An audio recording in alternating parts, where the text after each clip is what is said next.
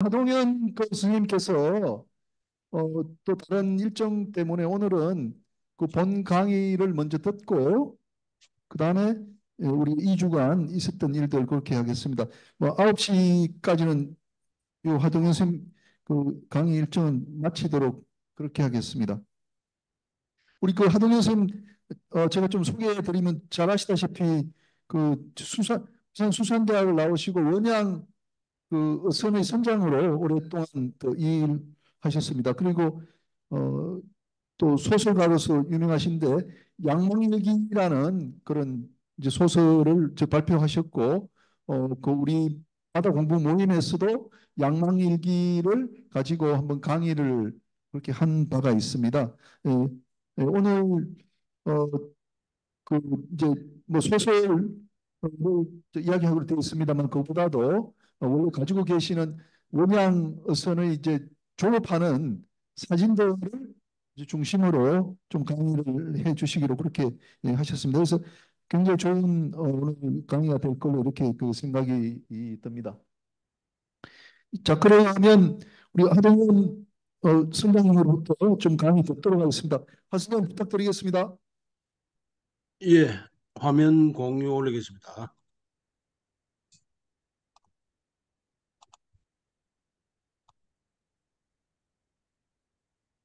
되신 분들은 지금 화면 아디다스 다운고 여기 뭐가 안 되는데 여기 계신 분들은 좀 핸드폰으로 일단 좀 한번 열어보십니다.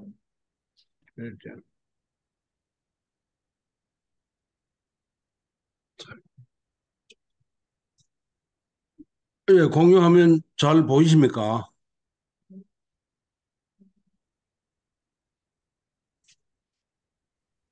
잘 보입니다. 예, 잘 보입니다. 예, 잘 보입니다. 예. 잘 보입니다. 자, 그러면 김인현 교수님, 제가 시작하도록 하겠습니다. 자, 여러분 반갑습니다. 일단 나올 때까지는 제가 과분하게도 제가 썼던 해양 산문집 양망일기라는 책으로 이 자리에서 발표를 했던 게 벌써 2, 3년 시간이 지났습니다. 봄은 기다려도 오고 기다리지 않아도 온다는 말이 있지요. 호환 마마보다도 무서운 역병의 창궐, 코로나 팬데믹도 극복해내고 올여름 재앙 같은 폭염도 견뎌내고 건강하게 다시 뵙게 되어 영광스럽습니다. 반갑습니다. 이 이 책, 책, 제 제 소설집은 작년 말쯤에 출간했지만 역시나 안 팔리기는 매한가지입니다. 영국 작가 C.S. 루이스는 우리는 혼자가 아님을 깨닫기 위해 책을 읽는다라고 했지만 세상의 변화, 디지털 시대에 걸맞게 요약, 속도가 중시되기에 리더스 다이제스트처럼 핵심 포인트만 지배하는 세상이 왔지요. 기독교에서 말하는 회개하라라는 말이 반성이나 참회하라라는 말보다 변화하라라는 의미가 더 크다는데 시대적인 변화는 어쩔 수 없다고 생각합니다. 책을 읽지 않는 세상이 온 것이죠. 이 책 표지 사진입니다. 저 국제 옵서브로 아직 생산 중이며 저와 함께 해양문학의 맥을 잇고자 하는 이윤길 선장 작가께서 현장에서 촬영한 새로운 사진들을 빌려 썼습니다. 남극 기지가 배경사진입니다. 아디오스 땅고 탱고여 안녕이란 스페인어죠. 제가 유명한 여행가 바람의 딸 한비아 선생이 지났던 남부 아르헨티나 작은 항구 도시 산 안토니오 오에스트에서 10여일간 머물면서 14살 현지 소녀와의 만남, 또 그곳에서 벌어졌던 일련의 사건 등으로 꾸며본 소설로 이 책의 타이틀이 되었습니다. 노트북 하나 가져오라고 노트북 중에서 노트북 이 목차는 이렇습니다.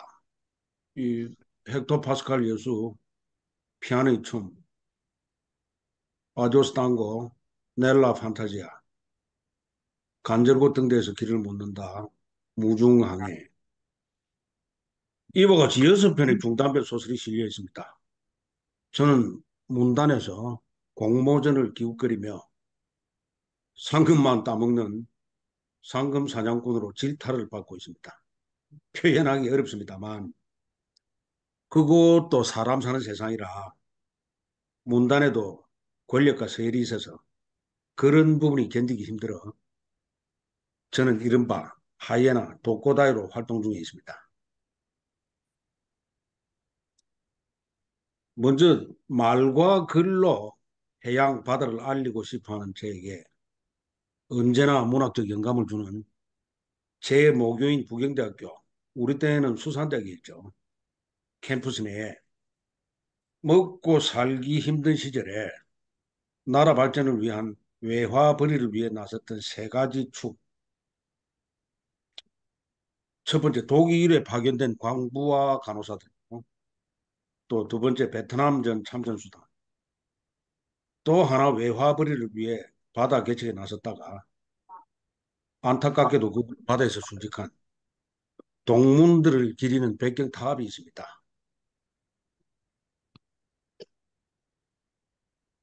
탑신 아래 향파 이종 선생님의 비문이 있습니다. 제가 한번 읽어보겠습니다. 정한늑들, 교정을 메아리치는 종소리를 듣고 있는가? 대서양에서 인도양에서, 북양에서 남태평양에서, 온누리의 바다에서 파도와 싸우다 고추러진 수대 남아의 영웅들이여. 그대들 고귀한 뜻 대대 후배의 가슴에 심겨진 채 오늘도 우리는 여기 한기둥 탑신이 되어 바다를 지켜보고 있으니 길이 편안하여라. 우리는 바다의 아들. 그대들 용감한 뱃사나이는 영원히 우리들과 함께 있으리라. 많이 부족하고 모자라지만 이 책과 글을 바다 개척에 나섰던 선후배님들께 바치고 싶은 마음입니다.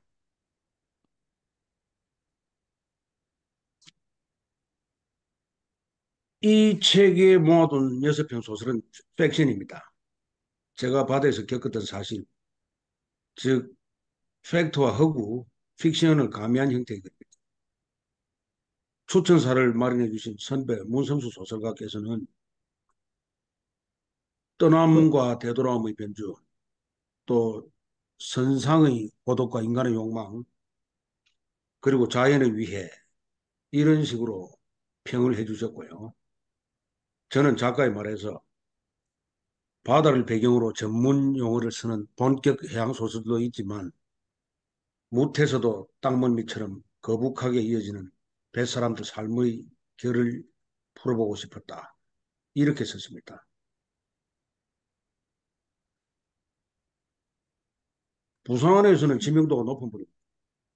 부산일보 문화담당 최학림 기자께서는 파도 위를 떠다니는 삶, 목적지는 언제나 바뀌고 인생은 가늠할 수 없는 것들의 연속, 삶은 견디는 것, 이런 문장으로 제 글을 평해 주셨습니다.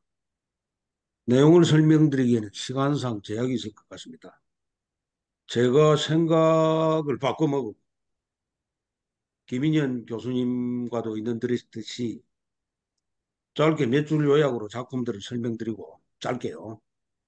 편안한 분위기에서 이훈길 선장에게서 강탈하다시피 뺏은 사진들로 배사람, 특히 원양 어선원들의 노동과 일상, 즉 바다에서의 생활을 설명드리는 게 이 책에 실린 소설 내용들과 다를 바 없기에 그렇게 진행함으로써 바다를 다시 돌아보는 시간이 되었으면 합니다.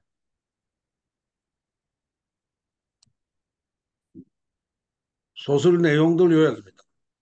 첫 번째, 헥토 파스칼 여수 네팔 출신 이주 노동자가 한국 어선의 성선에서 겪게 되는 성장기입니다. 그 다음에 피아노의 춤, 또 아디오스 tango 표제작이죠. 아르헨티나 시골 부두에서 생선 대기 중에 이국 소녀와의 만남과 이별의 아픔, 그리고 다시 바다로 떠나야 하는 뱃사람의 운명을 그려봤고요. 그다음에 넬라 판타지아, 사촌 동생의 부음을 받고 뭐 이러이러한 내용들입니다. 간절곶 등대에서 길을 묻는다. 그 다음에 무중항의 제 데뷔작이었습니다. 대양으로 나간 원양어선의 젊은 선장과 선원들에게 드리워진 애환과 운명, 그리고 이들의 희망이자 무자비한 희생을 강요하는 바다의 두 얼굴을 그린 그런 작품이었죠. 모두가 현역이거나 퇴역한 배사람들의 인생 이야기입니다.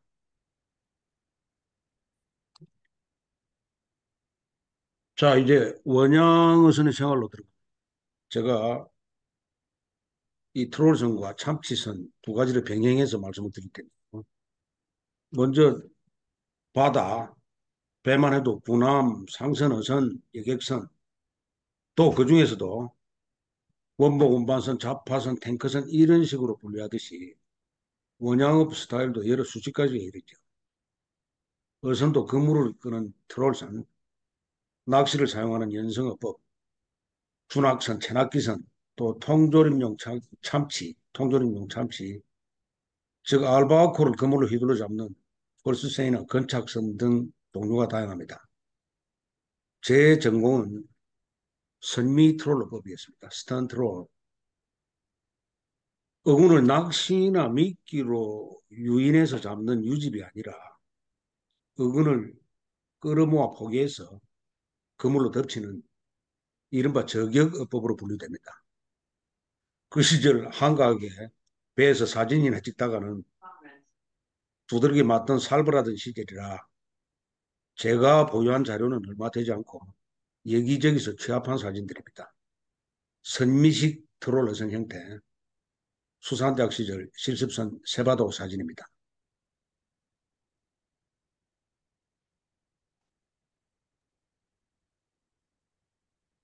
선수 톱브릿지에서 어로 작업이 벌어지는 선미 쪽을 내려다본 사진입니다. 뒷부분에 제가 컷으로 뒷부분에 방패연 같은 두 개의 판상 구조물이 보이죠. 이걸 매달아둔 선미 끝단 구조물을 갤로우스라 부릅니다. 단두대, 교수대, 어? 이제 되나? 기요틴의 의미를 가진 구조물입니다. 이 선을 넘어 갑판에 올라오면 고기들은 다 죽었다라는 의미죠. 업 기술의 획기적인 발전으로 한 척의 배만으로도 폭과 길이가 수백 미터에 이르는 초대형 그물을 수중에서 이 두 개의 전개판 오타보드로 방패연처럼 물의 장을 타고 양쪽 날개 그물을 펼쳐서 끌 수 있습니다. 파도가 휘몰아칠 때 그물을 투하하고 또 잡은 고기를 갑판 위로 끌어올리는 양망 작업 때는 저 전개판이 선미 구조물 갤로스를 단두대를 때리거나 그물에 쓸려 물에 빠지는 선언이 있을 만큼 그야말로 위험하기 짝이 없는 전쟁과 같은 조업 방식입니다.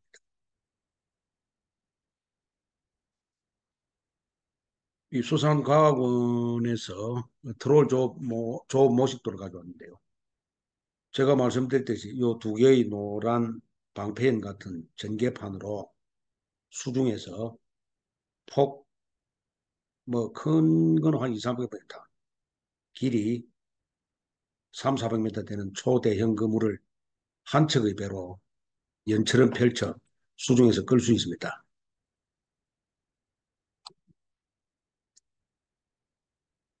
먼저 출어를 하면서 대어만선과 안전을 기원하는 순항제를 지내죠. 보시다시피 사진 속 요즘 선원들 대부분이 동남아 선원들입니다. 출항제 붕어제는 이율 배반적인 의식입니다. 이유야를 막론하고 고기를 많이 잡아 우리에게 배를 제공한 회사, 그리고 선원들, 또 그 선원 가족들을 일으키고 먹여 살려야 하는 어선선장의 무거운 숙명과 염원이 깃들어 있습니다. 또한 우리 때문에 목숨을 잃는 고기들이 넋을 달래고 위무하는 의미도 있죠. 너희를 죽여야 우리가 산다는 엄청난 이율 배반이 깃드는 식입니다. 저는 주로 남반구 고위도에서 작업을 했습니다. 뉴질랜드에서 대권 항법으로 남빙양을 가로질러 마젤란 해협을 지나 포클랜드 장으로 향할 때 극지방이 가까워지면서 항해 중에 갑판에 얼어붙은 얼음을 깨 부수는 작업입니다. 개고생이죠. 저희 선배 고기잡이 신이라 불리셨던 김만조 선장님께서는 해역은 달랐죠. 북태평양 맹태잡이에서 이런 형태 그대로 갑판에 얼음을 쌓아두고 부산항에 입항을 했습니다. 볕 좋은 날 온도가 오르면서 쩡쩡 소리 내면서 얼음들이 빙벽이 무너지듯 외판에서 부서져 내리는 모습은 장관이었습니다.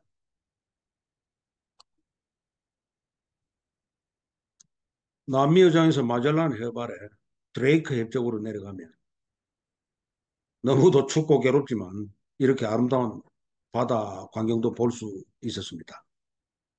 노을 속 유빙들입니다. 이 얼음들을 건져서 위스키 온드락으로 마시는 구차하고 찌질한 낭만도 있었습니다.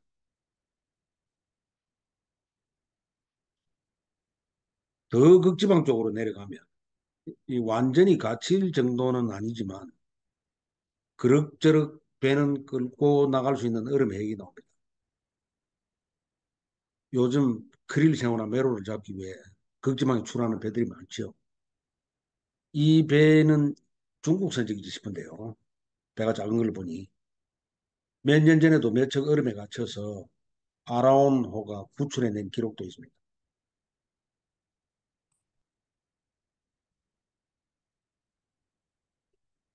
남극 대륙에 접근하면서 이윤길 선장이 촬영한 사진들입니다.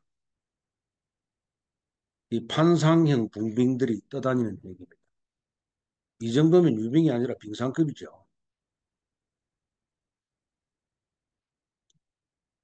남극 대륙에 접근하면서 찍은 사진들입니다. 지구온난화로 바다 쪽 빙벽들이 많이 녹아내리고 있다 합니다.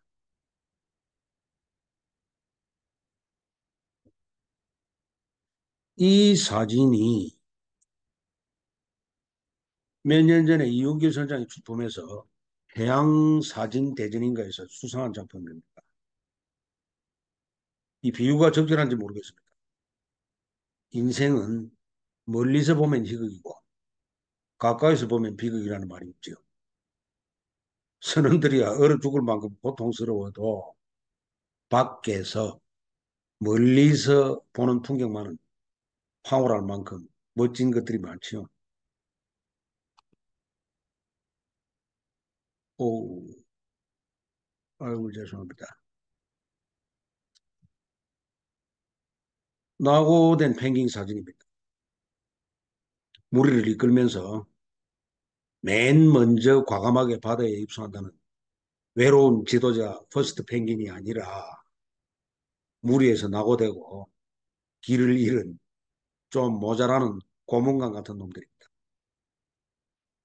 귀여운 외모와 달리 성질이 아주 거칠고 난폭한 아데리 펭귄입니다. 어쩌다 그물에 걸리거나 해서 배에 올라오면 장난삼아 배에서 키우던 강아지와 대결을 시킵니다.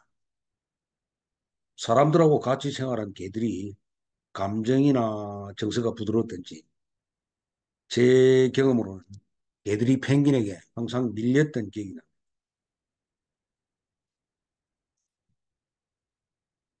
이 사진은 재래식 횟감용 참치 낚시선의 일몰 작업 모습입니다. 겉으로는 아주 평안하고 멋진 모습들입니다. 노을이 물들죠. 이 상황이 바뀝니다. 황천조업이죠. 파고가 몇 미터나 될까? 이 정도 파도야 휘파람 불면서 작업을 계속하죠. 이 라이프 자켓에 동남아 선원들 이름이 각자 적혀 있습니다. 제니, 넬슨 하는 식으로요. 이윤길 선장이 해양시에서 이렇게 읊었습니다. 고기는 선원들 목숨값이니 사람들아 부디 가격을 깎지 마시기를. 웃을 수만은 없습니다. 단지 수사일 뿐입니다. 실제 배에서 반입한 고기 가격과 시장 유통 가격은 엄청난 차이가 있죠. 자본의 논리가 개입되면서 1차, 2차 큰손 유통업자들이 들어서서 가격이 천정부지로 뛰게 되는 아픈 현실이 있습니다.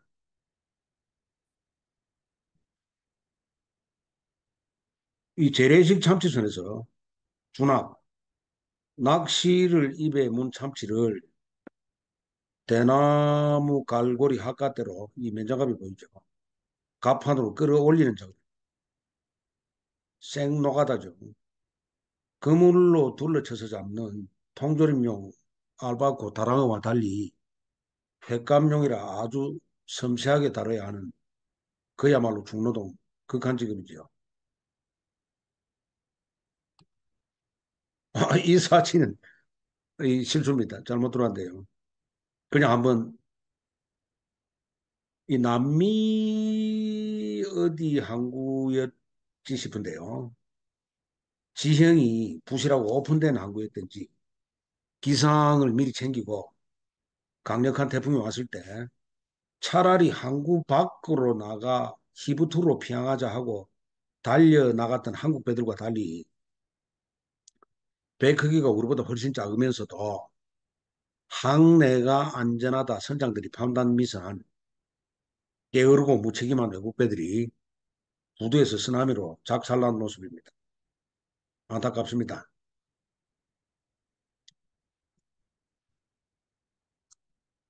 그 다음에 이 트롤선으로 다시 돌아가세요. 제 전공이던 선미 트롤선 어획물인데요. 뉴질랜드 학교 급식 생선가스용 새꼬리 민트라 부르는 호끼 50톤 정도가 30m 길이 그물 끝자루에 가득 차 올라온 광경입니다. 오른쪽 끝에 이 흰색 화이바를 쓴 가판장이 손을 흔들고 있죠. 높이 2.5m, 폭 3, 4m, 가판을 가득 채우는 잠수함 또는 거대한 김밥 뭉치 같아 보입니다. 이럴 때 배를 잘못 돌리거나 하면 이 김밥 뭉치 같은 50톤 고기가 휘둘리면서 배가 자빠질 위험이 있죠. 한순간 한순간 천당과 지옥을 왔다 갔다 합니다. 고기에 깔려 선원들이 다치기도 합니다. 제 기억으로 한 4시간 정도 끓여서 올린 고기로 금액으로 환산한다면 대략 2, 3억 되는 물량입니다. 매번 이렇게 많이 잡을 수는 없지만 이런 걸 보면 바다는 그야말로 금노다지 광산에 비유할 수 있습니다.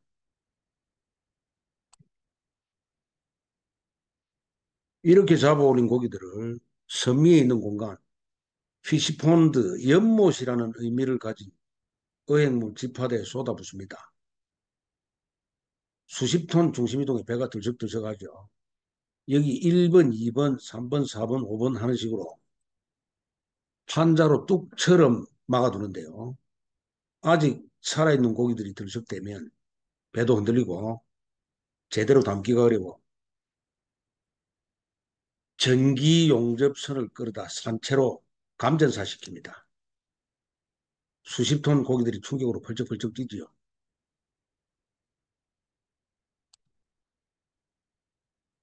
그 다음 피시폰드에서 고기를 밀어내면 핸드레이드, 손으로 펴서 눕힌다라는 의미. 처리원들이 냉동용 트레이, 팬에 보기 좋게 나열해 담습니다. 위에 이 종이 J 표시는 잭 매크렐, 고등어나 전갱이를 마킹하는 마킹용 페이퍼입니다.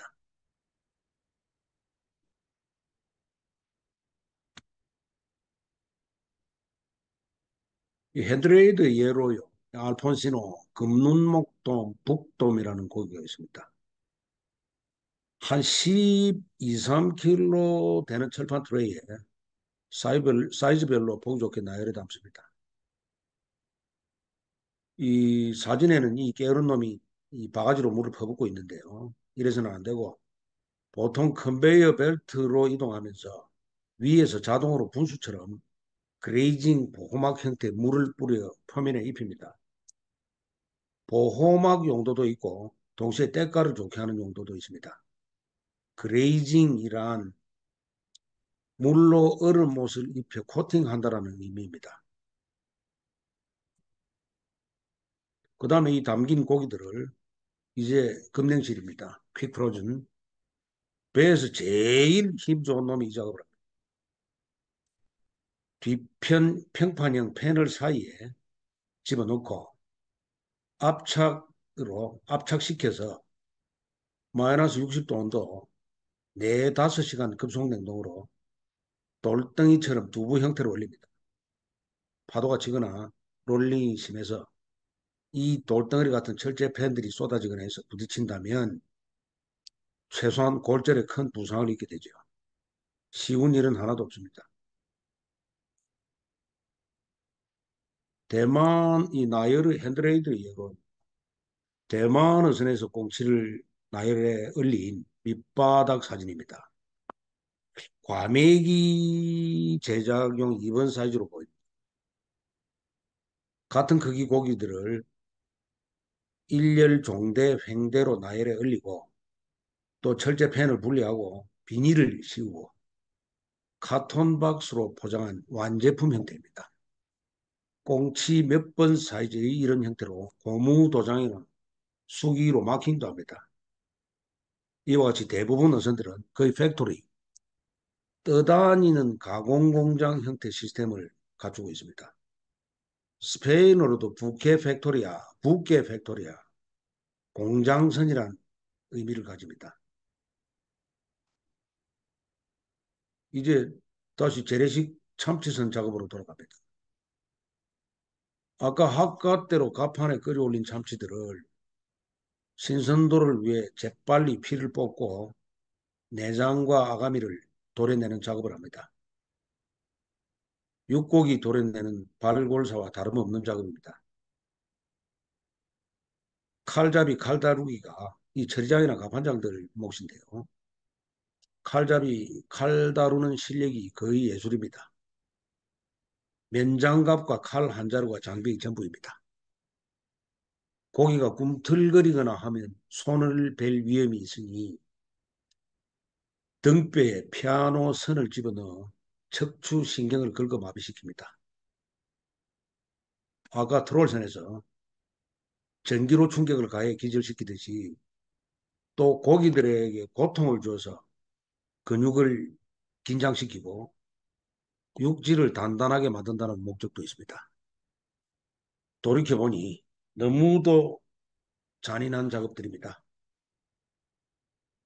해서 원양어선 선장들은 국민 단백질 공급이라는 억지 찬사와 더불어서 평생 살상한 고기들이 한을 품고 살게 되죠.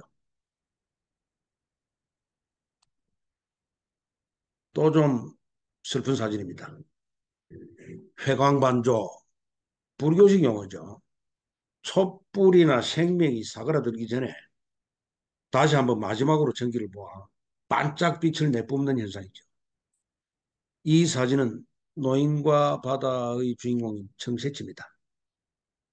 새치류들이 지능이 높고 영혼을 가진 영적인 어류들이라 잡아 올렸을 때 숨이 끊어지기 전에 한 1, 20초 정도 검붉었던 피부가 형광빛을 내뿜으며 묻어갑니다. 영어로는 뭐 제 짧은 실력에 momentary flash of lucidity just before death. 죽기 직전 섬광처럼 제전식이 번쩍, 이 정도가 되겠는데요.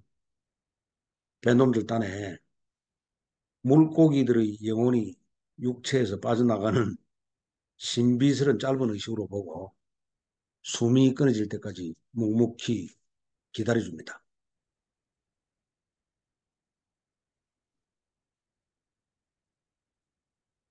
참, 죽기, 목숨이 끊어지기 일보 직전 참치 눈알입니다.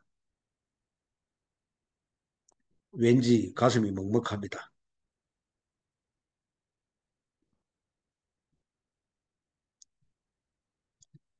눈알에서 눈동자 멜라닌 색소를 제거하거나 색소가 퇴화한 투명빛 참치 눈알입니다.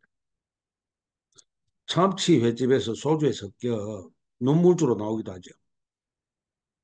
어쩌다 한 잔씩 저는 눈물주를 마시기도 합니다만 대개 참치선 선장들은 별로 좋아하지 않았습니다. 김훈 선생의 소설 칼의 노래에서 백의종군하는 이순신 장군이 왜군의 칼에 찔려 눈을 부릅뜨고 길가에 쓰러져 죽은 말의 눈동자에 자신의 모습이, 쓸쓸한 자신의 모습이 투영되어 있었다라는 구절이 나오는데요. 아마 참치선 선장들도 그런 심정이 아니었을까 짐작만 할 뿐입니다. 또 참치로 돌아갑니다. 고래 상어 다음으로 먹이사슬 상위 포식자인 참치 할복 내용물들입니다. 아직 소화가 덜 됐죠. 새우, 쥐치, 연안의 거북이나 큰 고기 위장에서 해양 쓰레기, 플라스틱, 심지어 면봉이나 일회용 라이터까지 발견되는 안타까운 장면도 있지만 오염되지 않은 먼바다 청정해역 대양이라 천만다행입니다. 옵서버들이 배에 승선해서 이처럼 어류들의 먹이사슬과 생태를 계속 추적하고 확인하고 있습니다.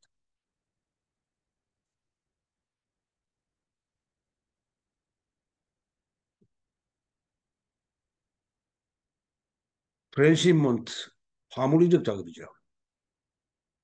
오른쪽이 냉동 운반선이고 참치선 본선에서 어획물이 넘기는 작업입니다. 이 참치들이 매달려 있죠. 트롤선의 예라면 아까 보신 카톤박스 형태 30kg 가까운 카톤박스 형태 박스를 100박스 정도를 슬링에 매달아 넘기는 형태가 되겠죠. 적도 해역이라 바다가 잔잔합니다.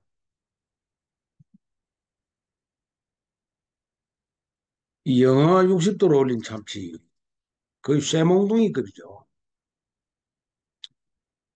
여름철에 영하 60도 창에서 수염에 고드름이 끼면서 고기를 그 집에 내다가 30도 이상 되는 바깥으로 나오면 온도 변화 100도 사이를 얼음탕과 찜질방을 왔다 갔다 하는 극한 직업이죠. 파도가 거세거나 해서 참치가 떨어지거나 한다면 선원들 목숨이 경각에 다다릅니다. 30년 전 제 후배 하나도 파도가 뒤집어지는 악천후 전제 작업에 냉동 명태 박스에 머리를 맞아 세상을 떠난 안타까운 일도 있었습니다.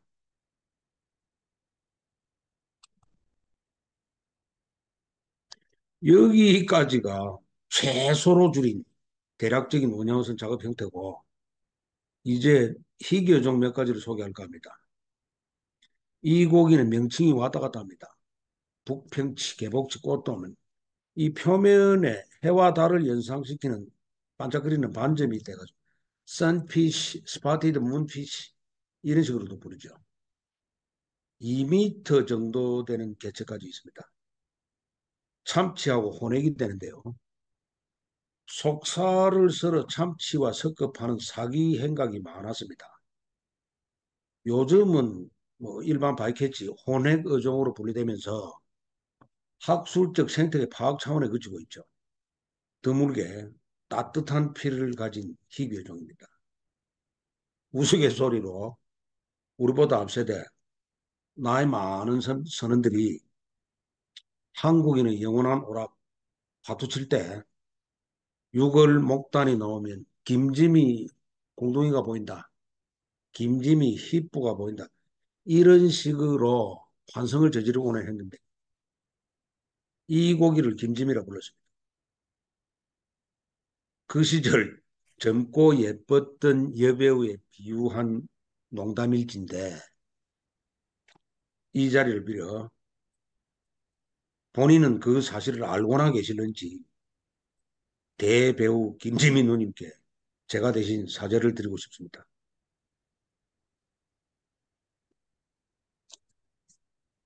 왕가로 치고는 사이즈가 작은 편입니다. 스페인어로 담요를 뜻하는 만타가오리라 불립니다. 최고 기록으로는 전장 9m에 무게 3톤짜리도 발견된 적이 있답니다. 아주 지능이 높습니다. 이제 간판 스타죠. 노인과 바다의 주인공 세치리입니다. 마리인님. 청새치는 블루마린, 황새치는 옐로마린 이런 식으로 고칭을 하는데요. 중세 기사의 창을 연상시키는 이 주둥이 뿔은 그야말로 강력한 흉기가 됩니다. 톱으로 썰든지 힘도 천하장사라 찔리면 바로 황천길이죠.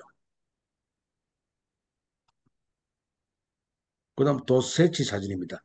이 어린 개체라서 이 돛이 이만큼 올라가야 하는데 부채처럼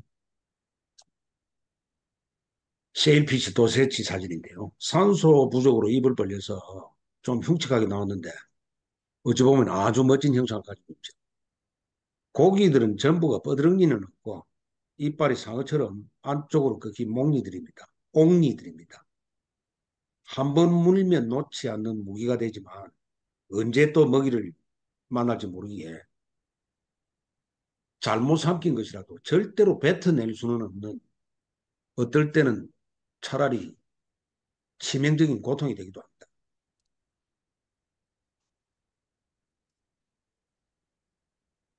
시터틀 다쳐서 올라온 바다거북입니다.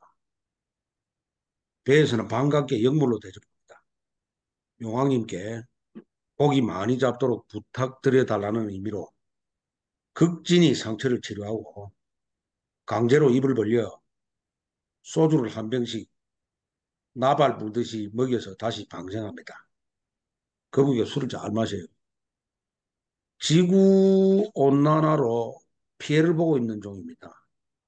이 알이 부화할 때 온도가 29.7도, 온도가 높으면 암컷으로, 온도가 낮으면 수컷으로 성별이 결정되는데 특이하죠. 지구온난화 온도 상승으로 암컷들만 늘어나면서 성비가 무너지고 있습니다. 아까 새치류나 돌고래들이 지능이 아주 높다 말했죠. 배광반조, 영혼을 가지고 있을 만큼. 입에 왼쪽 주둥이에 낚시를 문 참치들 개체에 요 낚시가 요 부분까지 들어가 있겠죠. 몸체만 낚시 부분은 제외하고 몸체만 뜯어먹을 경우입니다. 아주 머리가 좋은 놈들이죠. 심할 때는 낚시가 걸린 머리 부분만 제외하고 몸통 전체를 똑 하고 따먹듯이 하고 사라지는 경우도 있습니다. 그러면 하이바라 부르는 대가리만 낚시에 끌려오는 경우가 많습니다. 상품성이 없어서 선원들 회식용 횟감 처리될 운명입니다. 2번 죽는 운명이죠.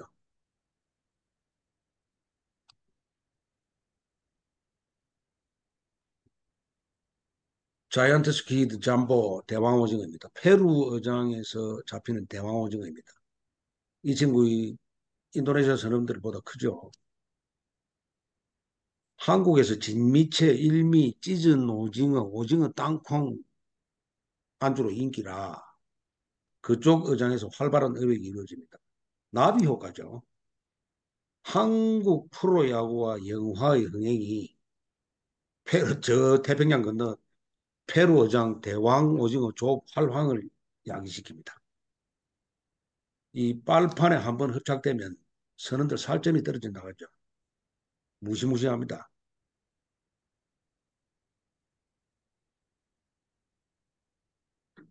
어쩌다 마주친 고래 사진입니다. 밍크 고래죠.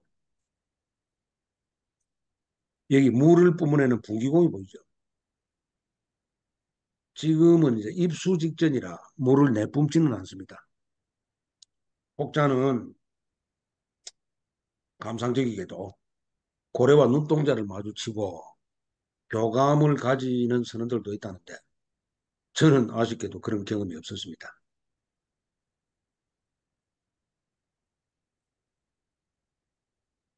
이제 낭만적이고 감상적인 바다 사진 몇 장입니다.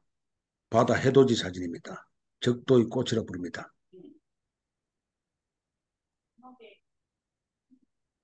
바다 놀과 알바트로스, 날기만 하고 걷지 못하는 바보 새가 노을과 어우러진 풍경입니다.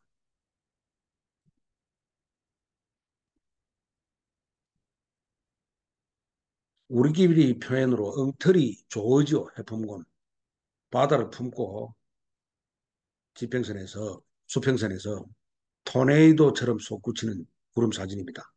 해품곤. 고등어잡이 선망선단 부산항 추러 사진인데요. 항구도시 부산의 역동성을 나타낸 것 같이 제가 최애하는 사진입니다. 오늘 제가 좀 서둘렀습니다.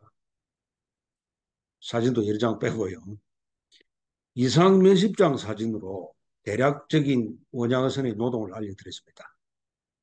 오늘 제가 강의 방향을 바꿔서 제 소설에 대한 설명보다 김인현 교수님과 의논한 후에 배 사람들의 일상과 노동을 소개한 것이 제대로 된 선택이었다 생각합니다.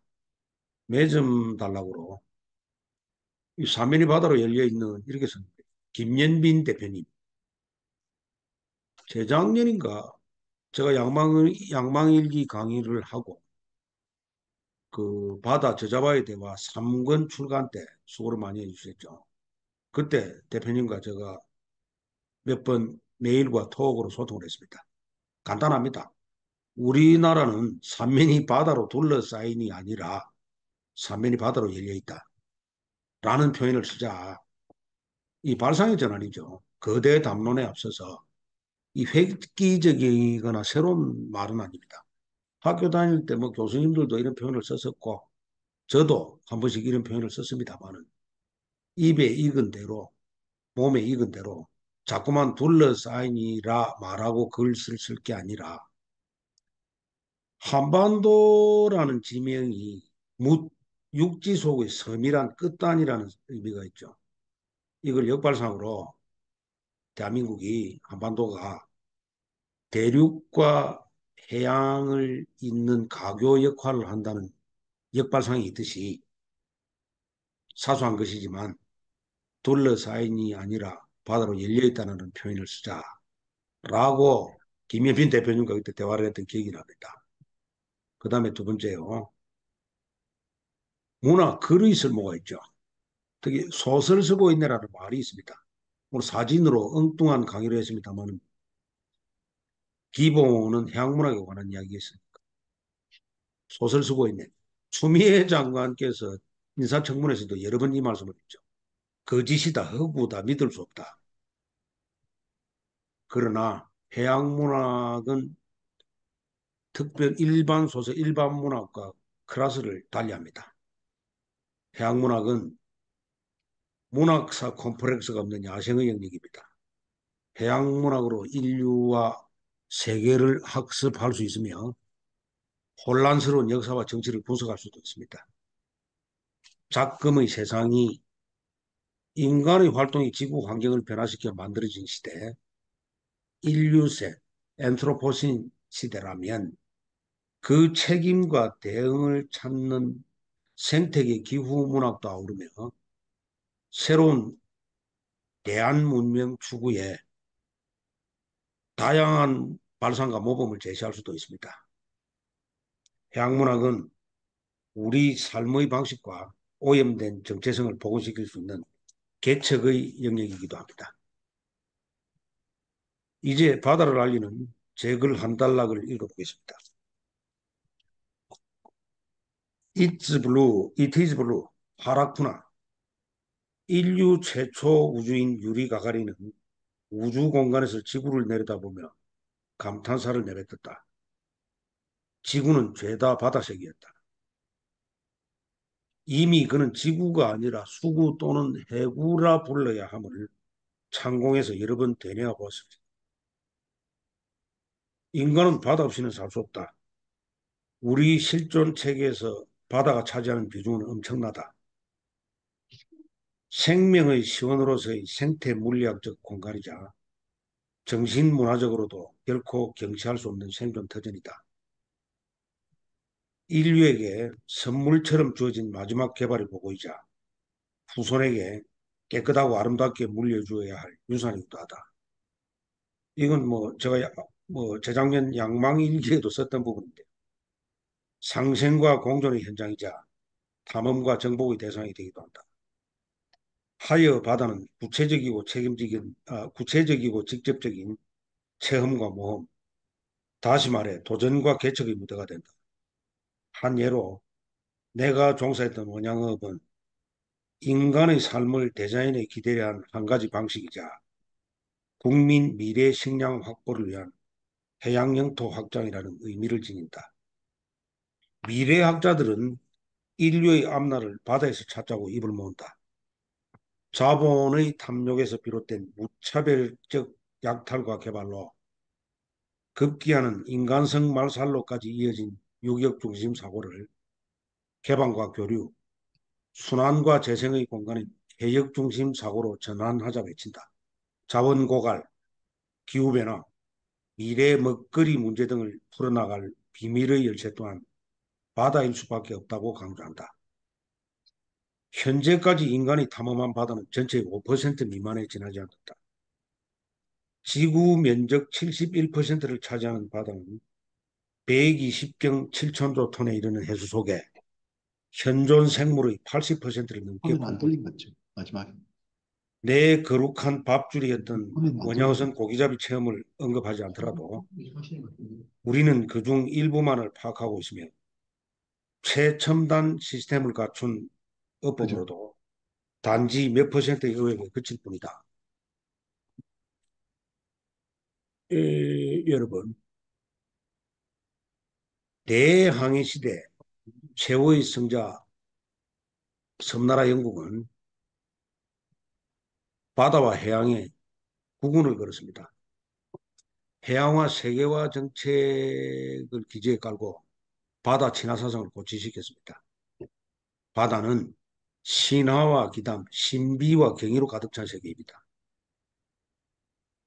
선장님, 예, 혹시 지금 말씀하신 부분이 PPT에 있습니까? 없습니까?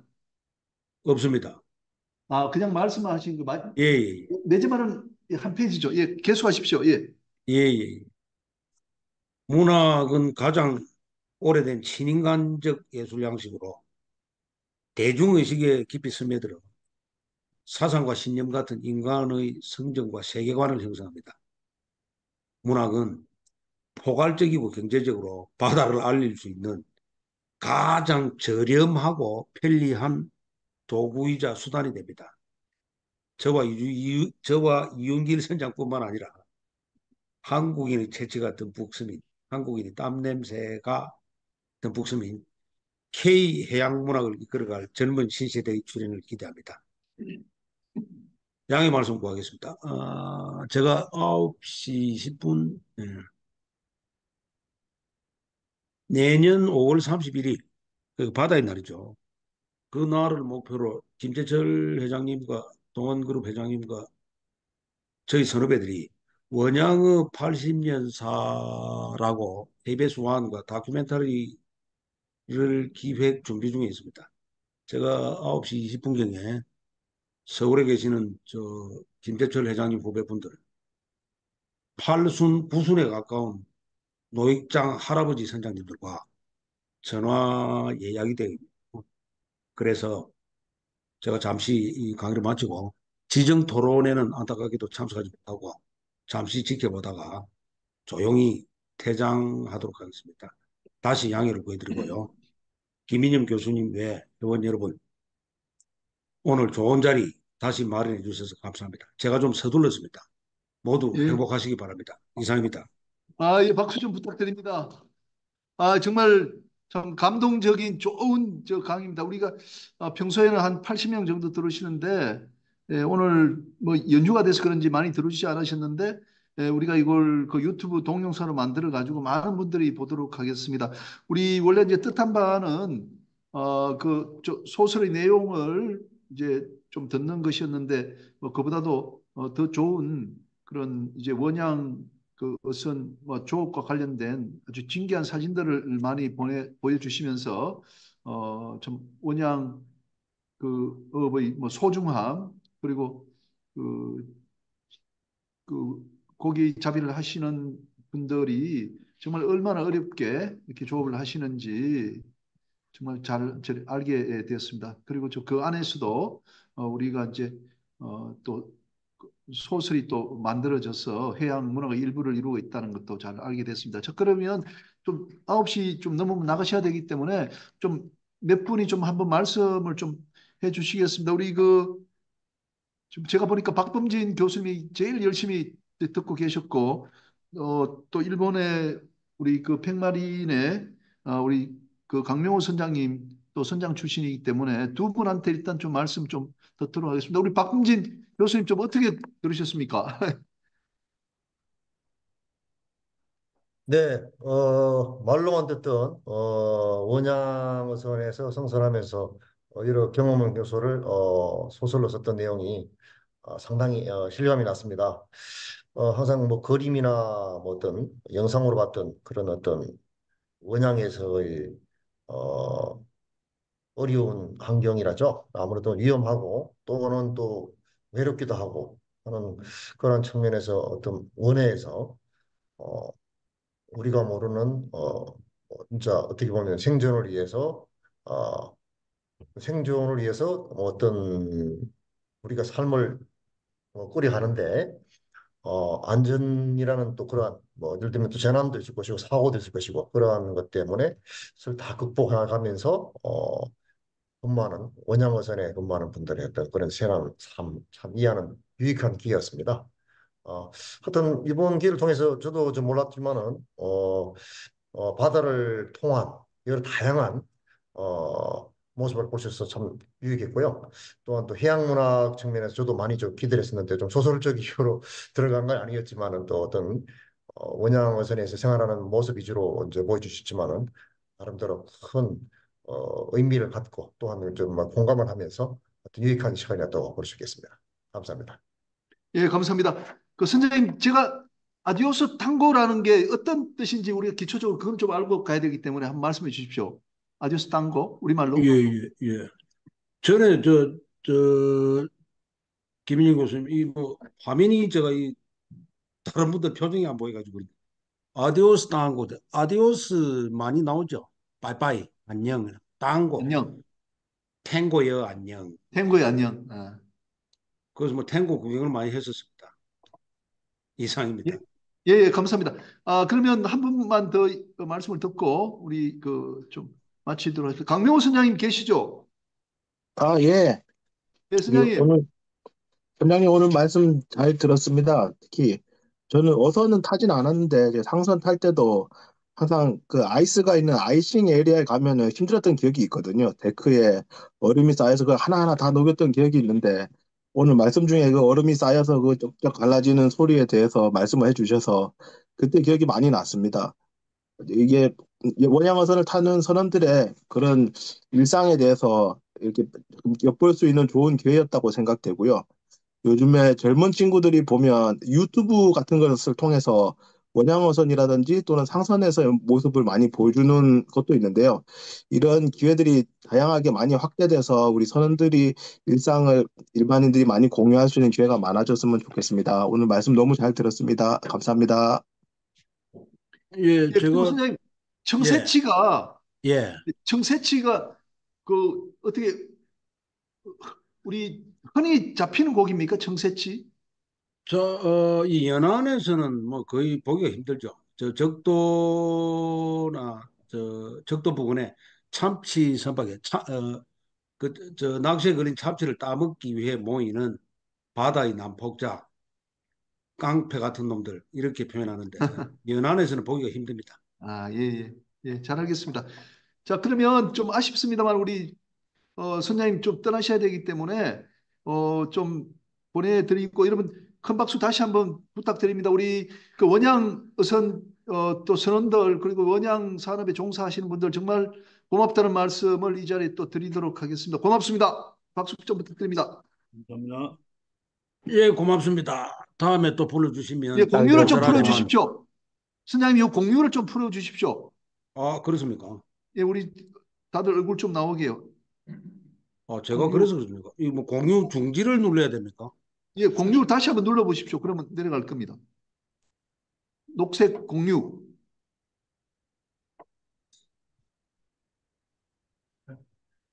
공유라고 돼 있는 녹색 보탄을 안 되나요? 뭐 밑으로 내려가 버려. 공유 중지를 누르면 안 되죠. 잠깐만요. 예, 아, 됐습니다. 됐네요. 아, 네. 예, 예, 고맙습니다. 예, 다음에 또 불러주시면 예, 예, 또 감사합니다. 준비하도록 하겠습니다. 고맙습니다. 수고하십시오. 예, 감사합니다. 잘 들었습니다.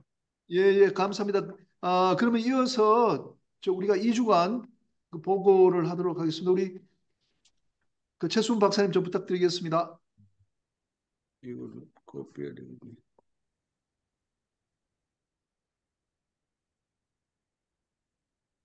네, 안녕하세요. 네, 그때 보시죠. 어,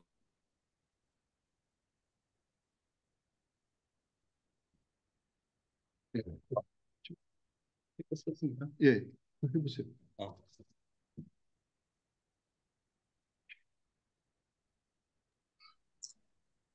네. 하울링 선생님. 제가 그쪽에서 할게요. 예. 아니, 하울링 선생님. USB가 USB PPT.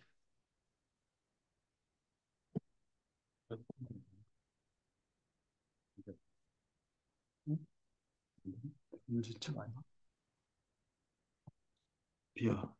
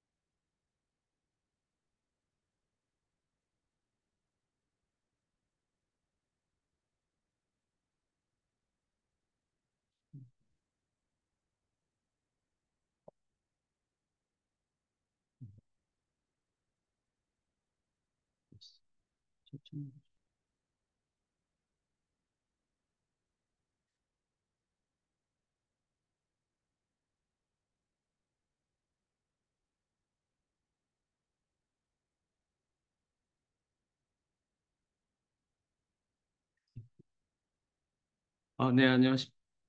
네. 네, 안녕하세요. 안녕하십니까. 이번 주는 혹시 잘 들릴까요? 네, 잘 들릴까요? 네, 잘 들립니다. 네, 감사합니다. 조금 울리네요. 이게 하울이 왜 자꾸 생기지? 아까 이게 끄야 되나? 혹시 내가 죽으면 돼요. 중통을 하고.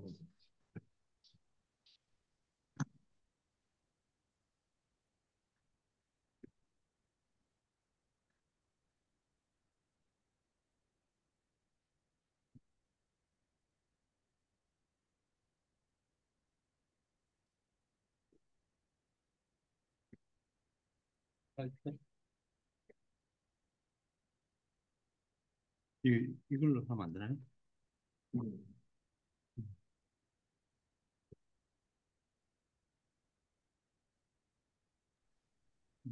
조금 울리긴 해도 듣는데 괜찮은데요?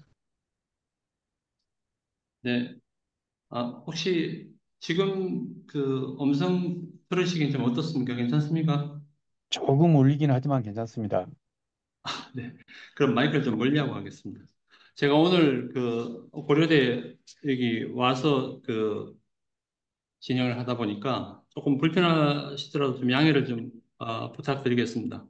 지난 2주간 그 우리 공부 모임 단톡에 올라온 내용들을 정리를 해서 제가 발표를 하는데요. 혹시 그 저기 계속 이렇게 올려주시는데 빠진 분이 혹시 있을 수도 있는데 좀 양해를 제가 구합니다. 제가 아까 학교 와서 이렇게 한번 해보니까 제가 그 스마트폰으로는 확인이 되는데 제가 PC 작업하면서 놓친 부분이 몇 건 있어서 좀 양해를 부탁드리겠습니다. 앞으로는 올리시는 분들 모두 다 제가 정리해서 공유하도록 하겠습니다. 네, 주요 뉴스 먼저 한번 해보겠습니다. 고려대 해상법 연구센터는 올해 그 하반기 어, 이게 지금 24, 25인데 요즘 잘못됐습니다. 이게 지금 24년 하반기, 25년 상반기 그 주요 연구 과제를 선정을 했는데요. 북극 항로 활성화와 그 해상 사이버 보안 그리고 해상 풍력 발전 사업, 탈탄소와 자율운항 선박 등에 관한 법적 쟁점에 관한 그 연구를 과제를 선정을 했고요. 각 과제별로 한 500만 원 정도 예산을 투입을 해서 연구를 진행할 예정입니다. 지금 현재 그 참여 연구원은 김인영 교수님을 비롯해서 저와 그리고 안강원 대표님을 비롯해서 당국대 박영준 교수님 그리고 고려대 이동훈 교수님, 방화상 교수님 등 이렇게 진행될 예정입니다. 그리고 그 박명규 교수님이 공유해 주신 뉴스인데요. 그 최근에 그 해운 그 관련 주가가 그 상승을 하고 있다고 이렇게 이 기사가 났는데, 근데 사실 저는 그 HMM 그 주식을 상당히 좀 오래 가지고 있는데 저희 주식은 계속 안 오르는데 어떤 일인지 모르겠습니다. 아무튼 뭐 그 해운 회사들이 그 수익성이 좋다는 그런 얘기인 것 같습니다. 그래서 최근에 동부항만 파업 등으로 인해서 그런 영향도 또 있고 또 뭐 중동과 또 수에즈 운하의 지정학적 갈등 등으로 인해서 비정상적인 선박 운항 등으로 인해서 그에 대한 비용들 들이 다 이 해상 운임에 증가가 되다 보니까 상대적으로 선사들의 그 운임 수익이 상당히 높아지는 그런 결과를 초래하는 것 같습니다. 최근에 그 미 동부항만의 파업뿐만 아니고 끝났다면서요? 네, 끝났습니다. 네.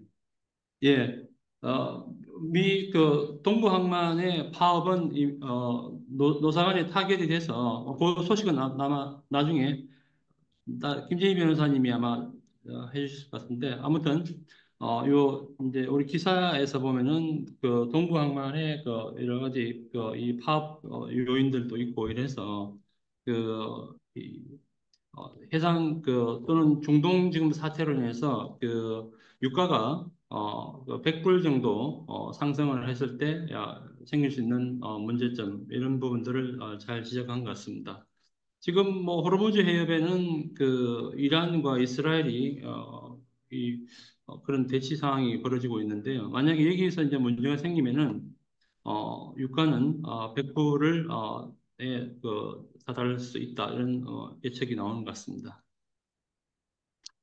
그리고 지금 이제 글로벌 물류 공급망 리스크에 대한 뉴스인데요. 이게 캐나다 곡물 터미널이 파업을 해서 프린스 루퍼트 항과 선드레이 항의 대체 항로를 지금 찾고 있는 그런 상황이고 또 이미 파업은 뭐 동부 같은 경우에는 타협이 되긴 했지만 그 항만 파업 그런 부분들 그리고 또 그 브라질 가뭄 그리고 이제 중동에는 예멘 후티 반군의 그 상선 공격 이런 부분들이 그 여러 가지 원활한 글로벌 물류의 공급망의 차질을 빚고 있다 이런 소식을 전해주고 있습니다. 우리 그 조선 이 업이 상당히 그 잘 지금 되고 있는데 좀 암울한 소식인 것 같습니다. 중국의 1등과 2등 하는 회사가 CSSC와 CSIC 지난주에도 이게 한번 제가 그 뉴스를 전달해 드렸습니다만은 이 두 회사가 이제 합병을 함으로써 이명 그 화물선과 LNG선부터 항공모함까지 건조할 수 있는 거의 뭐 이 미래에는 그 친환경 선박 시장의 50%까지 장악을 할 수 있는 그런 예측까지 나오고 있어서 우리 이 조선 기업에게는 상당히 큰 위기가 될 것 같습니다. 그리고 HD 현대중공업에서 선박 블록 협력사를 인수했다는 소식이고요. 그다음에 최근 이 PCTC 선의 부족으로 인해서 이 자동차 운반선 용선료가 4년 사이에 무려 5배나 상승했다는 그로 인해서 글로비스가 상당히 이익을 보고 있다는 그런 소식이고 향후 글로비스는 2027년까지 PCTC 선박을 110척까지 확대할 예정으로 이렇게 보고 있습니다. 그리고 지금 제7강구 개발에 대한 부분인데요. 이 7강구에 대한 한일 간 협정 종료가 2028년 예정이 되어 있는데 최근 한일 간 해빙무드에 이게 편성을 해서 이게 잘 양국 간 협의가 되면 이 7강구의 공동 개발이 앞으로 계속 이어질 수 있지만 만약에 그렇지 않으면은 이런 이 7강구의 자원을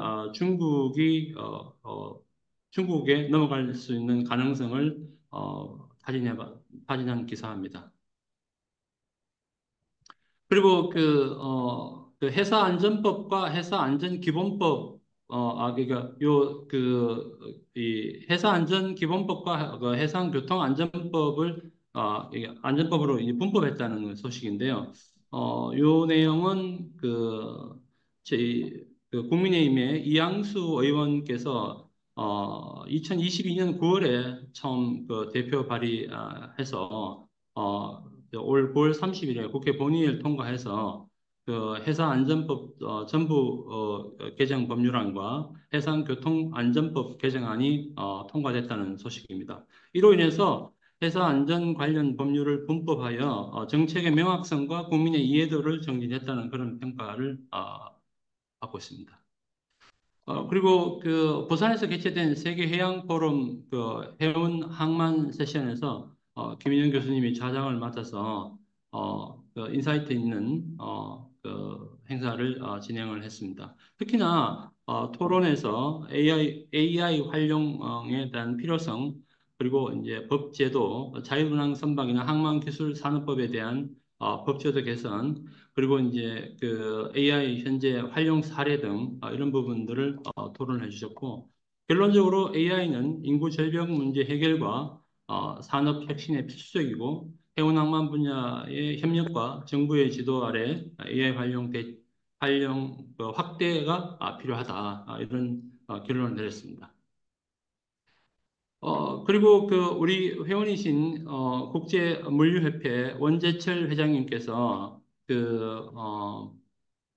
2024년 물류 모빌리티 포럼에서 국무총리 직속위원회의 필요성을 강조하셨는데요. 그 내용에는 각 부처의 분산된 물류 정책을 일원화하고 제도 및 개선을 추진을 하기 위한 이런 혁신위원회가 있어야 된다라고 주장을 했습니다. 그리고 우리나라와 칠레가 2028년 해양올림픽 공동 개최에 대한 관해서 도전을 한다는 소식이고요. 이에 대해서 해양수산부에서 다각적으로 준비를 하고 있다는 그런 소식입니다. 그리고 해양진흥공사 사장께서 전임 사장께서 이제 임기를 마치고 퇴임을 하시고 새로운 신임 사장님이 취임을 했는데요. 안병길 전 국회의원께서 제3대 해양진흥공사 사장으로 임명이 되셨습니다. 10월 2일부터 2027년 10월 1일까지 임기고 1년에 한해서 연임이 가능한 걸로 그렇게 알고 있습니다. 그래서 해양수산부에서는 안병길 신임 사장에게 하는 기대는 해운 항만 분야의 전문성을 바탕으로 해서 한국 해운 산업의 경쟁력을 강화하기를 기대한다 이렇게 평가를 했고요. 안병길 신임 사장의 포부는 글로벌 해양 강국의 일꾼으로서 금융, 해양 정보, 친환경, 디지털 등 종합 해양 지원 기관으로서의 위상을 강화하겠다 이렇게 포부를 밝혔습니다. 그리고 정보사항인데요. 조선해양 설계 엔지니어링 교육 관련인데 10월 14일부터 15일 양일간 부산에서 개최가 되고 교통비, 숙박비, 점심, 수료증 발급 이런 혜택이 있으니까요. 우리 회원님들이 해당 사항이 있는 분들은 적극적인 관심을 갖기를 바라겠습니다. 그리고 오션테크 코리아 그 행사가 10월 29일 엘타워에서 개최가 되는데 특히 이번 그 행사에서는 AI 관련해서 많은 그 시간이 할애가 된 것 같습니다. 관심 있으신 분들은 참여하시면 좋을 것 같습니다. 회원 동정을 말씀드리겠습니다. 정진호 교수님이 울독아리랑 동해안 12도시 이야기를 신간을 출간하셨습니다. 그래서 11명의 바다 전문가 드림팀이 펼쳐 보이는 동해안 12도시 이야기. 네. 그래서 12도시 이야기. 그래서 그 흥미로운 지적 향연의 춤 스타일로 당신을 초대합니다. 이렇게 했고요. 우리 김인영 교수님께서도 여기에 필자로 참여를 했습니다. 많은 애독을 바라겠습니다. 그리고 사이버 세큐리티 관련 세미나에서 김인영 교수님의 발표 자료를 우리 단톡에 공유를 했습니다. 귀한 자료입니다. 많이 이용 바라겠습니다. 이상으로 지난 2주간 우리 단톡에서 있었던 내용들을 정리해서 말씀드렸습니다. 감사합니다. 예, 감사합니다. 좋은 내용 감사합니다.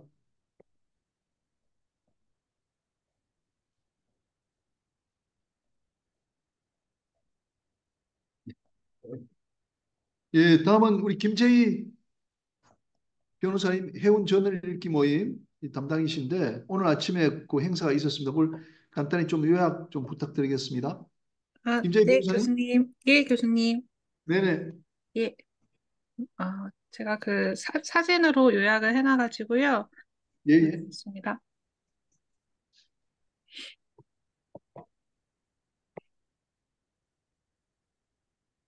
예, 저희 격주로 토요일 아침마다 그 각자 분야에 이제 그 제자들이 한 명씩 그 꼭지로 이제 그 법률 관련 이슈들 발표하고 있습니다. 오늘 아침에도 이제 물류 법률, 그 금융 등 다양한 분야에서 말씀을 주셨는데요. 물류 분야에서는 아까 최소범 박사님 말씀해 주신 미국 동부 항만 파업을 다뤘습니다. 물론 3일째 종료가 되기는 했는데 임금이 6년간 62% 인상하는 합의로 종료가 됐다고 하고 협상 자체는 내년 1월까지 계속이 된다고 합니다. 우리나라 해수부에서도 이제 비상대응반을 운영해서 계속 주시를 하고 있었는데요. 파업 자체는 그래도 짧은 시간에 끝났지만 이게 만약 지속이 되었다면은 이제 글로벌 공급량에 아주 큰 영향을 미칠 예상이었습니다. 그래서 글로벌 선사들도 여기에 대응해서 10월 운임을 이제 원래 인상하기로 발표했는데 이게 유지될지는 좀 미지수라고 합니다. 이제 반면에 컨테이너 운임 지수는 계속 하락세가 계속이 되고 있다고 하고요. 그리고 이제 지난 회차에도 한번 다뤘는데 그 제미니 동맹하고 그리고 프리미어 얼라이언스 이제 컨테이너 선사들의 그 새로운 얼라이언스에 대해서도 국내 여러 이제 그 자리에서 좀 분석을 하고 계신다고 하고 특히 제미니 동맹은 그 정시성을 강조해서 프리미엄 운임을 받겠다라고 이제 발표를 하는데 거기에 대해서 관련 시장이 거기에 이제 응할 것인가 약간 회의적인 시선이 최근에 한잔 있었다고 줘봐. 합니다. 나 마치 그리고 사자 목이 말라. 예. 그리고 이제 법률 분야에서도 그 동부 항만 파업에 관련해서 만약에 이게 지속이 되었을 때 계약법적으로 어떤 이슈가 있을지에 대해서 다뤘고요. 그 이제 많은 항해용선 계약이나 아니면 이제 그 이제 매매 계약들이 이제 영국법을 중거법을 한 경우가 많기 때문에 그러한 경우에는 영국법상 프러스트레이션이라는 그 계약 이행 거절 혹은 포스 매저라는 이제 불가항력 이슈가 문제가 되었을 수 있다라고 이제 다뤘습니다. 왜냐면 이제 항만 파업이 지속되면 물동량이 계속 이렇게 묶여 있기 때문에 매매 계약이나 이제 항해용선 계약상 그 물품을 공급해야 되는 의무가 이행되지 못하기 때문인데요. 근데 결론적으로는 불가항력 사유에는 아마 해당이 되겠지만 대부분 파업이 이제 불가항력 사유로 이제 규정이 되고 있는 경우가 많기 때문에 그렇지만 이제 프러스트레이션 자체는 인정되기 좀 어렵지 않을까. 영미법계에서는 그렇게 보고 있는 것 같습니다. 어, 그리고 예, 다음 곡지도 그다음에 이제 보험 분야에서는 최근에 이제 국제해상보험자 연합 그 베를린에서 컨퍼런스 개최가 있었는데요. 이제 P&I와 헐 그 보험자들이 모여서 이제 해상보험 시장의 동향을 논의하는 자리인데 P&I 그 손해율 그러니까 그 보험자들이 손해를 보는 비율은 조금 하락을 하고 있어서 보험자들로서는 이제 반길 만한 소식이고 다만 이제 많이 아시는 이제 홍해통항, 뭐 후티 반군 그 지정학적 리스크로 인한 전쟁 이슈나 이제 물가 상승 같은 마켓 이슈들이 좀 다루어졌다고 합니다. 그리고 이제 그 미국의 그 볼티모어 교량 충돌 사고 관련해서 이제 미국 정부가 그 달리오 선박 그 선주하고 관리 회사 상대로 민사소송을 제기를 했고요. 주된 이유는 이제 그 선주가 이제 불가망 상태에서 사고가 발생을 했고 그 이유는 선박의 어떤 전기적, 기계적 시스템을 부적절하게 관리한 점을 들어서 그 다리를 잔해를 제거하고 수로를 다시 여는데 소요된 비용 100만 그 비용을 이제 청구를 했습니다. 근데 보통 이제 이런 선박 소유자 같은 경우에는 선주 책임 제한을 이제 주장을 많이 하는데요. 뭐 이것도 배제되어야 된다라고 미국 정부가 주장을 하였다고 하는데 왜냐면은 그 선박 소유자의 책임 제한은 이제 무모한 자기라고 해서 이제 좀 그 사고를 일으킨 데 고의나 무모한 자기가 있으면 그 책임 제한이 좀 배제가 됩니다. 그리고 이 판단이 이제 미국 법원에서 어떻게 이루어질지 좀 기초가 주목이 되고 금융 분야에서도 그 해양진흥공사에서 최근에 또 그 월간 보고서를 내셔가지고요. 그 내용을 또 말씀해 주셨는데, 이제 싱가포르 항만 소식을 이제 그 선진화된 항만 중에 하나의 싱가포르 항을 소개를 하면서 뭐 이제 우리 해양진흥공사도 그 이제 싱가포르 항을 운영하는 터미널 운영사와 함께 이제 공동으로 뭐 이제 지분 투자를 하거나 그 협력 관계를 좀 유지할 계획이다. 이제 그런 말씀을 주셨습니다. 네, 오늘 논의한 주제는 여기까지였습니다. 네, 감사합니다.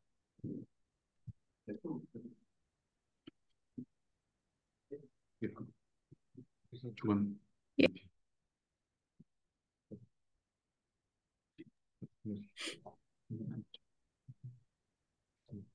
예, 예, 이렇게 교수님. 하겠습니다. 저기 주간 예, 브리핑 그 김재희 변호사님 올릴 수 있어요? 보내주신 적을 네? 카톡으로 보내주신 적을 올려도 돼요.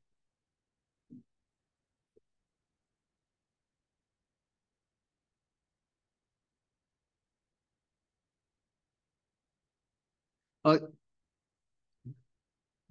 제가 그렇게 하겠습니다. 그 주간 브리핑은 아까 그 김재희 변호사님 말씀하신 것 안에 다 들어가 있고 하나만 말씀드리면 이제 사이버 보안의 문제가 있습니다. 사이버 그 이제 선박 일반 상선이나 이제 군함에 그 사이버 공격이 들어왔을 때 배가 제대로 그 작동을 못하게 되면은 안 되지 않습니까? 그래서 사이버 가망성이라는 개념이 생겼습니다. 가망성은 배가 이제 출항할 때 목적지까지 안전하게 도착할 수 있는 성능을 말하는데 그것을 이제 배가 출항할 때 그 운송인이 갖춰야 되거든요. 그런데 새로 생긴 그 사이버 보안도 그러한 가망성의 하나로 이제 포섭이 될 수 있다. 이렇게 또 볼 수가 있습니다. 그리고 그러면 가망성을 사이버 보안과 관련된 가망성을 어떻게 갖추느냐? 그럼 이제 성급협회에서 이제 인정을 해주는데 이러이러한 내용을 갖춰야 된다고 성급에서 지금 정하고 있는데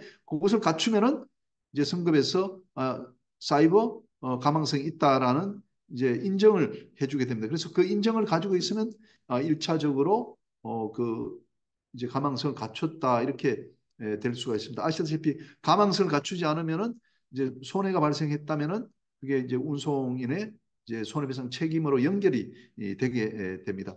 그래서 지난주에 우리 고려대학에서 그 해상 사이버 보안 연구에 우리 정보보호대학원하고 해상법연구센터하고 같이 그런 이제 세미나를 가질 때 이제 제가 발표한 내용에 그 사이버 보안의 해상법적 쟁점 아까 우리 그 최순 박사님 말씀하신 그 내용 안에 그런 것이 이제 포함이 되어 있습니다. 그리고 또 하나 더 검토했던 것은 사이버 어택을 받아가지고 배가 이제 납치됐다면은 우리 상법 해상편에 나와 있는 해적을 당한 것처럼 이제 운송인이 면책이 될 수 있는 여지가 있다 이렇게 그 평가를 했습니다. 앞으로 사이버 보안과 관련된 그런 법률 이슈가 많이 이제 그 발생할 것 같습니다. 그때 또 세미나에서 하나 얻은 것은 이게 이제 성급협회에서 그 사이버 가망성을 갖춘 것이라는 인정을 해줄 때 상당히 많은 서류들이 필요하다는 거죠. 그래서 그런 서류 작업들, 준비 작업들을 해주는 것을 업으로 하는 그런 이제 변호사와 같은 역할을 하는 그 업체들이 여러 군데가 있더라고요. 그래서 그것도 우리가 새로운 사업으로 평가할 수 있겠고 그쪽에 우리 관심을 가지면은 사업이 일어날 수 있겠다 이런 생각이 들었습니다. 예, 그 오늘 그 이제 주간 브리핑 뭐 두 번은 이걸로 이제 마치도록 그렇게 하겠습니다. 오늘 뭐 다른 행사가 있어가지고 길게 이렇게 못했는데요. 오늘 뭐 전체적으로 관련해 가지고 또 하실 말씀이 있으시면은 좀 이렇게 하도록 그렇게 하겠습니다.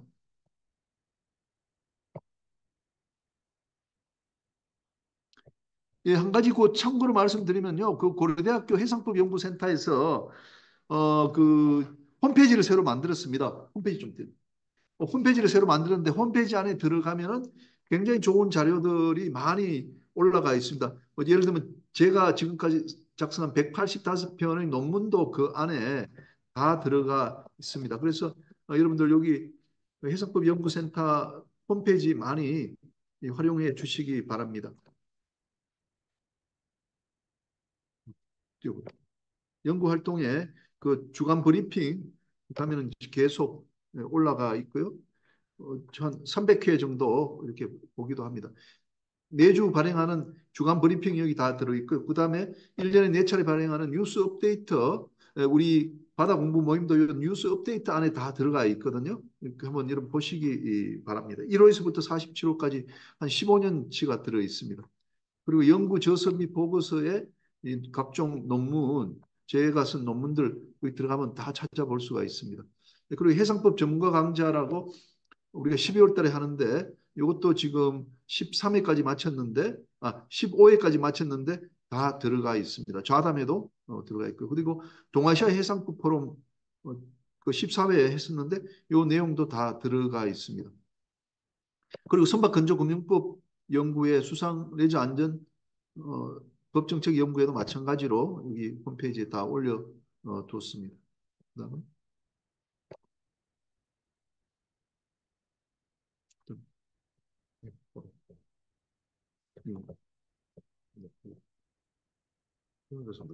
예, 그다음에 해운조선 물류 안정화 포럼이라고 지난 7월 달에 국회에서 됐습니다만은 요 포럼의 내용도 1회서부터 11회까지 다 이렇게 들어와 있습니다. 그리고 영어로도 홈페이지가 돼 있어 가지고요.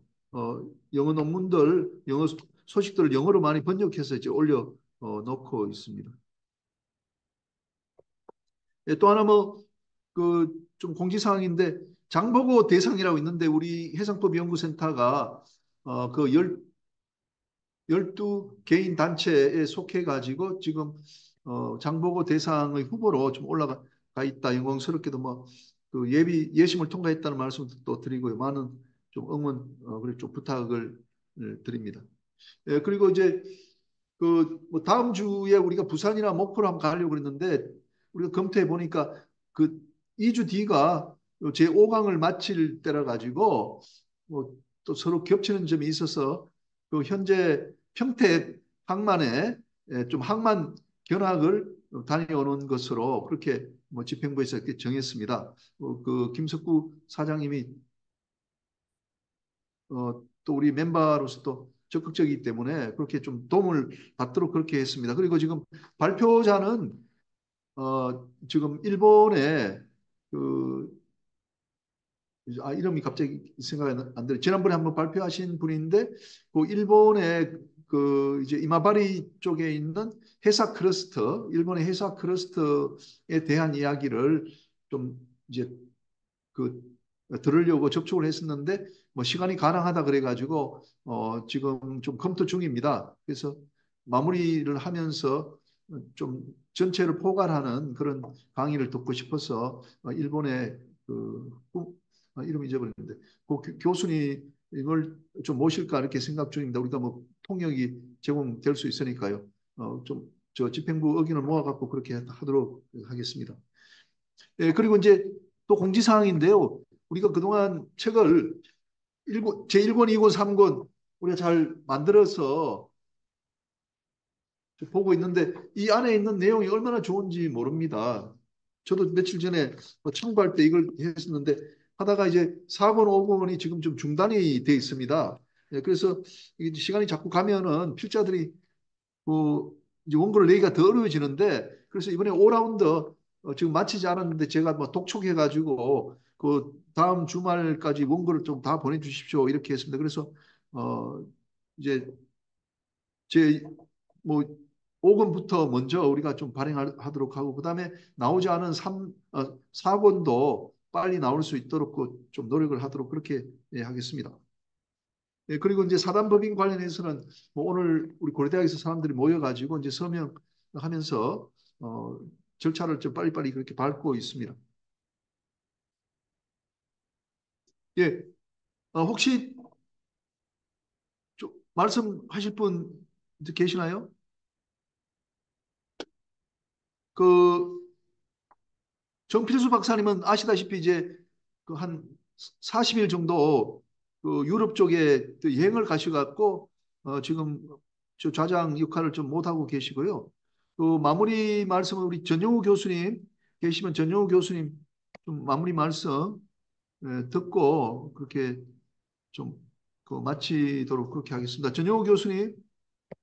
아, 네, 김인희 교수님, 안녕하세요. 네. 오늘 원양어선에 대해서 강의해 주신, 하 선장님, 좋은 그림과 함께 원양어선, 저도 원양어선에는, 직접 성사는 안 했지만은, 원양어선의 성사시도 많이 알고 있습니다. 많이 알고 있는데, 특히 이제, 우리가 이제 해양문학을 하시는 분들 중에는, 상선 쪽에 계신 분들도 있습니다만은, 원양어선을 타신 분들이 좀 더 많더라고요. 그래서 그분들의, 아마 삶이 훨씬 상선보다 아마 힘들고, 현장에서 느끼는 해양인으로서의 감성이 더 그 힘듦 속에서 더 생겼지 않나 그런 생각이 들었고요. 좋은, 강의였다고 생각하고요. 아쉬운 점은, 시간이 좀 부족해서, 좀 더 토론을 해줬으면 좋겠다, 좋았겠다, 이런 생각이 들고, 다음에 아마 또 한번 기회를 내주셔서 강의해 주시면 좋다고 생각합니다. 늘 또 수고하시는 최수원 교수님 오늘 또 2주간에 유학을 해 주셔서 평소에 봅니다만 한 번 더 유학해 주시니까 기억이 상기되고 좋았습니다. 예, 뭐 어쨌든 오늘 김인 교수님 어디였음에도 불구하고 계속 이런 활동을 해 주셔서 지식의 향연을 펼쳐주시니까 모두 이런 혜택을 입고 있다고 보여집니다. 감사드리고요. 네, 수고하셨습니다. 예, 오늘 수고 많으셨습니다. 좋은 말씀 감사드리고 오늘 사실은 이제 우리 제자들이 정년 수필집을 해가지고 증정하는 식이 있어서 한 10분 정도 우리 바다공범에서 다녀가셨는데 조금 그 행사가 조금은 매끄럽지 못하게 돼서 송가단 말씀을 드리고요. 이성철 또 변호사님, 부장판사님도 행사장에 오셔서 지금 한번 귀가 중이실 텐데 감사하다는 말씀을 드리고요. 또 그러면 2주 뒤에 그렇게 좀 뵙도록 하겠습니다. 여러분 오늘 저 수고 많으셨습니다. 오늘은 이걸로 마치도록 하겠습니다. 여러분 감사합니다. 네, 수고하셨습니다. 예, 수고하셨습니다. 감사합니다. 예, 수고하셨습니다.